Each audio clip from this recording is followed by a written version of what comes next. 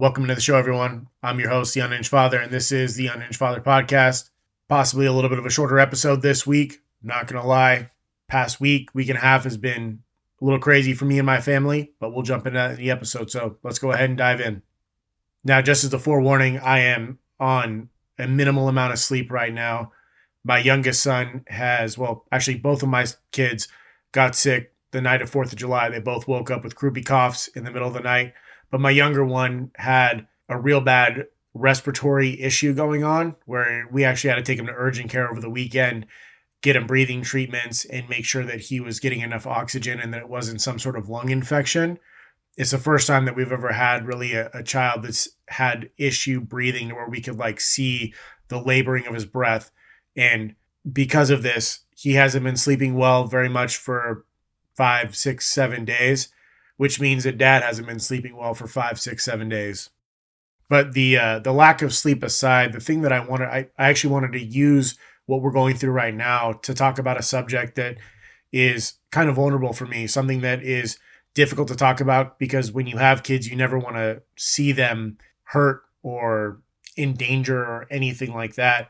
And this past week, I really had some fear creep into my life, creep into my mind, some intrusive and dark thoughts plowed their way in. And that's what I wanted to talk about today, was just diving into that fear that you have as a father and what it looks like. And if you've been listening to this podcast for a little while, you know that a lot of times I like to focus in on how to make myself better, how to make myself stronger, mentally, physically, emotionally. All of these things are what I focus on in the podcast when it comes to myself. But this is something completely different. When you become a father, you can't control everything, unfortunately. There are things that will come into your life that you have absolutely no control over, and they will pose a threat to you and to your family.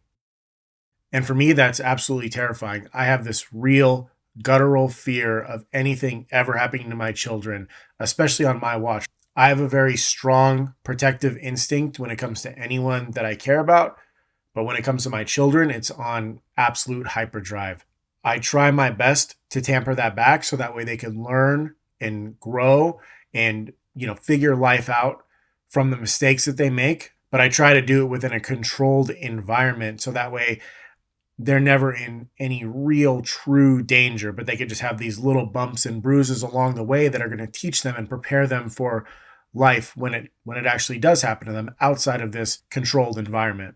But no matter how strong you are, no matter how many precautions you take, you truly can't control everything in life. There is no true controlled environment. And that's something that I'm coming to grips with as a father. And it's really difficult. It's hard for me to accept the fact that I can't always keep my kids safe. And my son's fine. He's not in any mortal danger. He's actually feeling way better. I've been at home with them this week. I've had to take a couple days off of work, and he's back to running around the house, smacking me on the chest, giving me, the little Viking chest bumps that he does all the time. He's a crazy one.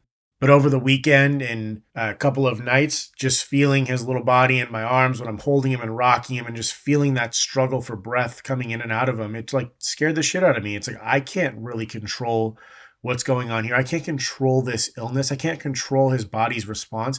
And I'm not the one in that situation. I have this weird mentality where I think that, if anything ever happens to me, I'm strong enough to withstand it. I'm mentally strong enough. I'm physically strong enough. Nothing is ever going to take me down. And that's just a mentality I've had for a long time. Is it true? Probably not. I'm sure that there are a lot of stuff that really can take me down, but I just always go into a situation thinking that I'm going to be okay. But I can't put that on my kids. I don't know how they're going to respond to these things. And as much as I like to think that they're little mini versions of me, that's not always the case. And I don't know if they're going to fight like I do or if their body's going to be okay. And it just is terrifying. It's so scary because there's no control and you have to just let it go and trust that everything is going to be okay. And sometimes it's not going to be okay. And this isn't just for when your kids get sick, right? It could be your kid falls off a bike, they hit their head, they run into the middle of the street, they do something stupid. There's a lot of things that can happen to your kids in this world.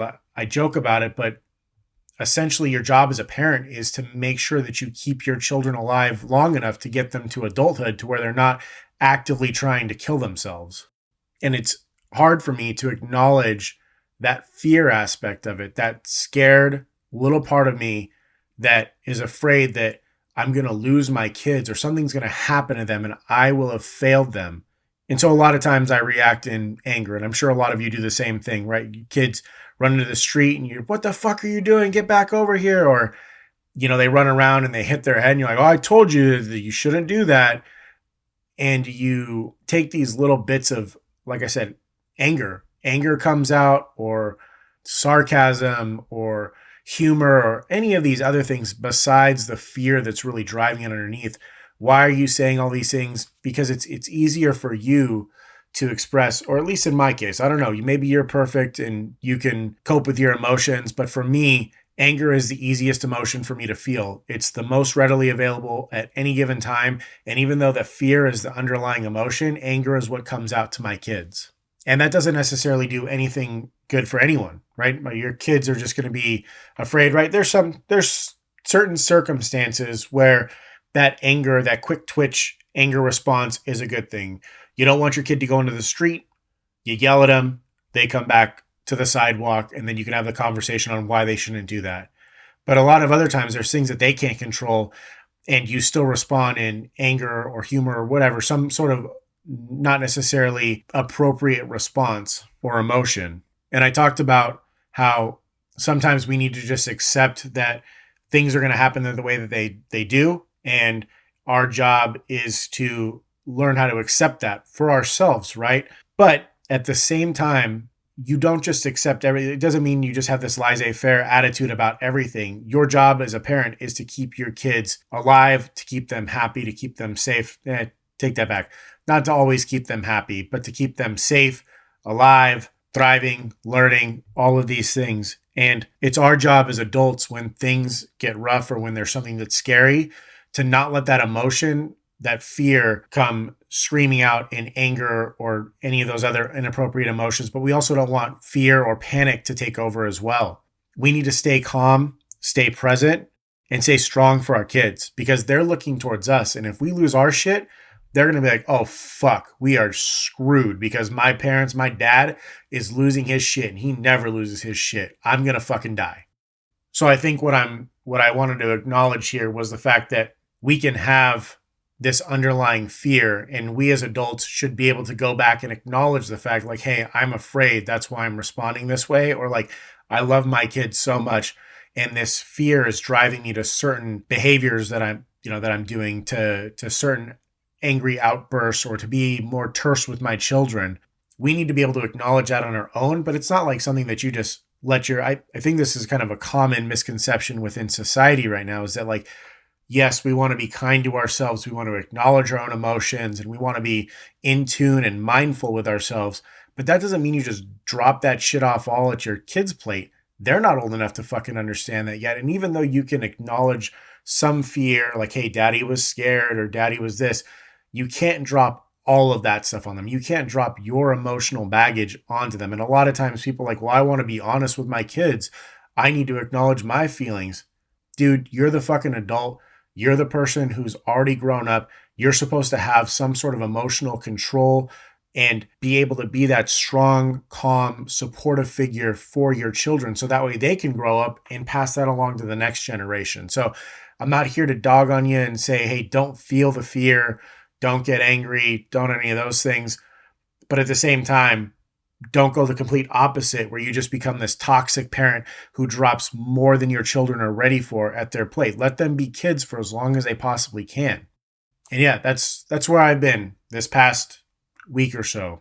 Sleep deprived, dealing with this fear, seeing my kid, seeing him struggle to breathe, trying to figure out how can I stay calm? How can I respond appropriately, but at the same time, not to just try and brush over and be like, oh, he's fine. He'll get over it. Like, it was a serious thing. Would he have eventually been fine? Probably, but I don't know that. It could have been a trip to the ER at 2:30 in the morning with a bunch of drunks and drug addicts that I really didn't want to fucking take. So we took some precautions, took him to urgent care. They got us the breathing treatment, and he responded really well to that. So I think that we responded appropriately to it, but it has been something that I've been struggling with, and something that really has kind of come to my attention is this baseline fear of, one, not being strong enough for my kids, but at the same time, needing to let myself know that it doesn't matter how strong I am or how prepared I am. Sometimes shit is going to happen and I'm going to see my kids struggle. And I've got to be able to come to a place where I can let go of the things that I can't control and then focus on the areas that I can control. Not completely let go, but let go of the things that I have no control over. So that way I'm a more functional adult for my kids and for myself, for my entire family, anyone who's around me. So that way I'm not just some big piece of shit who's angry all the time.